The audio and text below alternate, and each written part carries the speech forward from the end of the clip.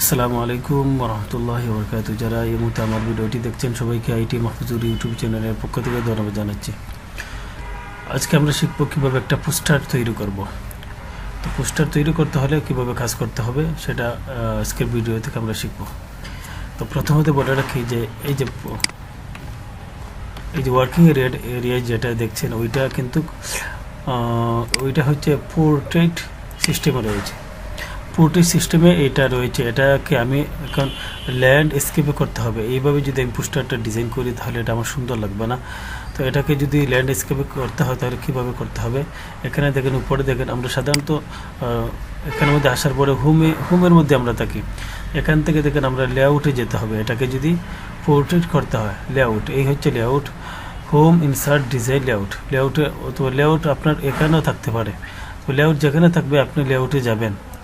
লেআউটে যাওয়ার পরে এই দেখেন ওরিয়েন্টেশন যেটা ওইখানের মধ্যে ক্লিক করবেন। ওইখানে ক্লিক করার পরে নিচের অপশন যেটা আছে ল্যান্ডস্কেপ, এখানের মধ্যে ক্লিক করবেন। এই দেখেন এটা ল্যান্ডস্কেপ হয়ে গেছে। তো এখন এখানের মধ্যে আমি আমার যেটা আমি লিখতে চাই সেটা আমি লিখব। তো আমি এখানে লিখব আচ্ছা, প্রথমত ফন্ট আমি বড় করে দিচ্ছি। এখানের মধ্যে ফন্টটা আমি দিয়ে দিচ্ছি 72 দিয়ে দিচ্ছি। ফন্টটা দেওয়ার পর এখানে আমি লিখব শর্ট আকারে লিখছি, এটা টু লেট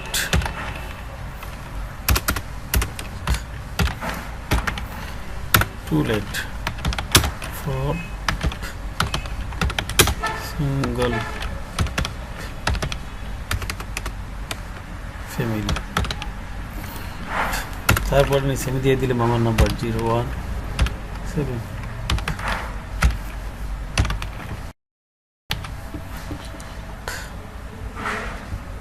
এটা আমার নাম্বার আমি দিয়ে দিলাম। তো এটাকে এখন আমি কিভাবে কাজ করব, কাজ করে আমি যদি প্রথমত এটাকে এইভাবে যদি রেখে দিই তাহলে এটার মধ্যে একটা ফোকাস আসবে না।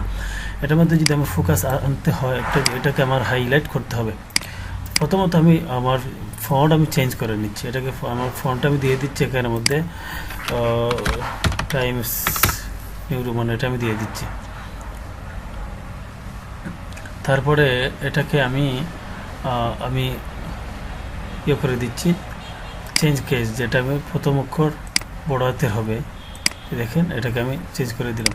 তারপরে এটাকে আমি কন্ট্রোল ধরে থার্ড ব্যাকে ক্লিক করে আমি ফোনটাকে আমি সাইজটাকে বড় করে নিলাম। এটাকে আমি এখন মিডিল ইস্টে আনবো, অর্থাৎ সেন্টারে আনবো।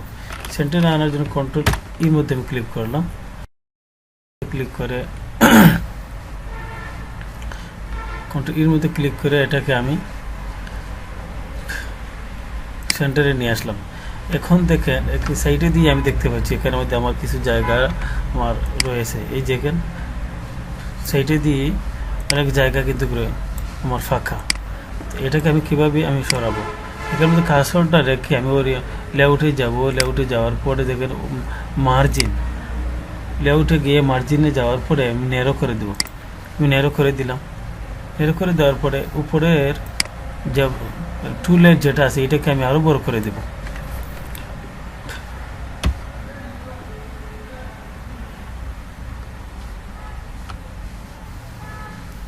এটাকে আমি একদম বড় করে দিলাম। ওকে, তারপর এটাকে আমি বোল্ড করে দেব। টেক্সট সিলেকশন করব, কন্ট্রোল বি দেওয়ার পরে এটা যখন আপনার অতিরিক্ত বড় হয়ে যাবে তখন আপনার যে মূল ওয়ার্কিং এরিয়া থেকে এটা বাহির হয়ে যাবে।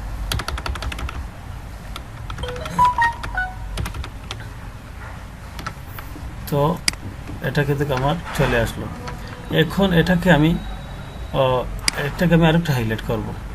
টুলেট এটার মধ্যে আমি এটাকে সিলেকশন করার পরে এখানে আমি যাব। আমার হোমের মধ্যে যাওয়ার পরে এখানে দেখেন টেক্সট, এখানের মধ্যে দেখেন কার্সরটা টেক্সট ইফেক্ট অ্যান্ড টাইপোগ্রাফি, টেক্সটের উপর আমরা ইফেক্ট কীভাবে দেবো। এখানের মধ্যে আমি কার্সরটা রেখে ক্লিক করার পরে এই যে অপশন যেটা আছে এখানের মধ্যে আপনার যেটা ইচ্ছা ওইটা আপনি দিতে পারেন, আপনার যেটা ভালো লাগে। আউটলাইন, শেডো, তারপর গ্লো, নাম্বার, স্টাইল, অনেকগুলো আছে। আমি এটাকে সাধারণত এটাও দিয়ে দিলাম।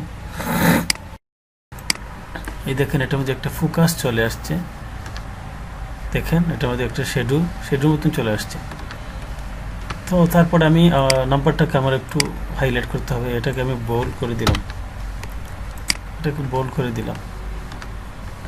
বোল্ড করে দেওয়ার পরে তো এটা এখন এটার মধ্যে আমি যদি একটা বর্ডার দিই, বর্ডার দিলে তাহলে এটাকে আমার আরও ভালো লাগবে।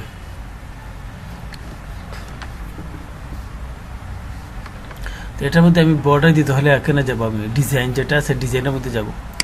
ডিজাইনের মধ্যে যাওয়ার পরে এই দেখেন পেজ বর্ডার, ভালো করে দেখেন, এই দেখেন পেজ বর্ডার, এটার মধ্যে ক্লিক করব। পেজ বর্ডারে যাওয়ার পরে দেখেন এখানে নান, বক্স, শেডু, তারপরে 3D কাস্টম, আপনি কোনটা যেটা সিলেক্ট করবেন ওইটা আপনি নিতে পারবেন। তারপরে এখানে দেখেন আপনি যেটা ইচ্ছা ওইটা আপনি নিতে, আমি যদি ওইটার মধ্যে ক্লিক করি বা এটার মধ্যে যদি ক্লিক করি, ক্লিক করার পরে যদি এখানে যদি আমি ওকে দিয়ে দিই, এই দেখেন পাশে দিয়ে এইটা বর্ডারটা চলে আসছে। এখন এটাকে যদি আমি আবার চেঞ্জ করতে চাই তাহলে এখানে খাবার ডিজাইনে ক্লিক করে তারপর পেজ বর্ডারে যাব। এখানে আসার পরে আমি যদি নানার মধ্যে ক্লিক করার পরে নানার মধ্যে ক্লিক করলাম এবং এখান থেকে আমি কোনো একটাকে সিলেক্ট করে দিলাম ফুল। এটাকে সিলেক্ট করার পরে এটাকে যদি ওই যে উপরে হোয়াইট যেটা আছে এটার মধ্যে আমি নিচে যদি অপশনের মধ্যে ক্লিক করি তাহলে এটা ছোটো হবে, যদি উপরে যদি এটাকে আমি যদি ক্লিক করি তাহলে এটা বড় হবে। এই দেখেন বড় হলে কীভাবে হয়, এই দেখেন এটা সুন্দর লাগছে না, এই সাইজটাকে আমাকে কমাতে হবে, বর্ডার সাইজ যেটা কমাতে হবে। তাহলে এখানের মধ্যে আবার ক্লিক করব, আমি এখানের মধ্যে নিচে অপশনগুলোর মধ্যে আমি ক্লিক করে সাইজ 7 অথবা আমি 10 করে দেব। এই দেখেন কীরকম হবে, কীরকম এখন একটা এটাকে আরেকটু ছোটো করতে হবে, আরেকটু ছোটো করলে আমার আরেকটু ভালো লাগবে। এটাকে 7 বা 6 করে দিলাম, দেখেন মোটামুটি একটা ছোটো। আমি যদি আবার যদি অন্য কালার যদি এখানে আমি দিতে চাই বা শেডুকের মধ্যে দিতে চাই, অথবা এটাকে আমি চেঞ্জ করে দিলাম, এখানের মধ্যে থেকে আমি কোনো একটাকে নিয়ে নিলাম, শেডু নিলাম, তারপরে এখান থেকে আমি এইগুলো নিয়ে নিলাম। তারপর দেখেন এখানের মধ্যে একটা শেডু চলে আসছে, এই দেখেন পাশে দিয়ে একটা শেডুর মতন এখানের মধ্যে চলে আসছে। এখানের মধ্যে আপনার ইচ্ছা স্বাধীন, আপনি এখান থেকে এখানে ফোকাস দিতে পারেন। তো এখানের মধ্যে যদি আবার আপনি যদি এটাকে যদি কালার করতে চান তাহলে এখানের মধ্যে ফন্ট কালার যেটা আছে ফন্ট কালার মধ্যে ফন্ট দিতে পারেন, এই ফন্টটা দিয়ে দিলেন, কালারটা দিয়ে দিলেন। তারপর নিচে যদি আপনাকে দিতে চান তাহলে এখানের মধ্যে এটা দিয়ে দিলেন, যেটা ইচ্ছে ওইটাকে আপনি দিয়ে দিলেন।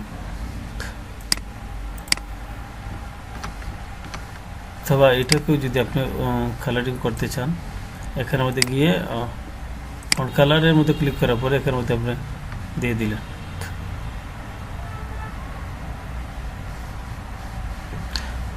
ঠিক আছে, ও তো কালারের সাথে ম্যাচিং করে, আপনি যেটা ভালো লাগে এইটা আপনি করবেন।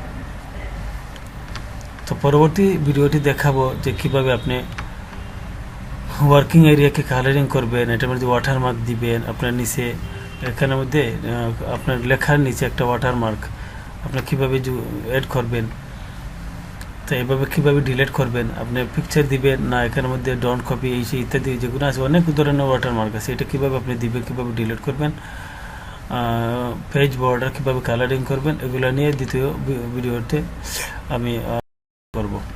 তো আজকের মতো এখানে নেই, সমাপ্ত করছি। সবাইকে ধন্যবাদ।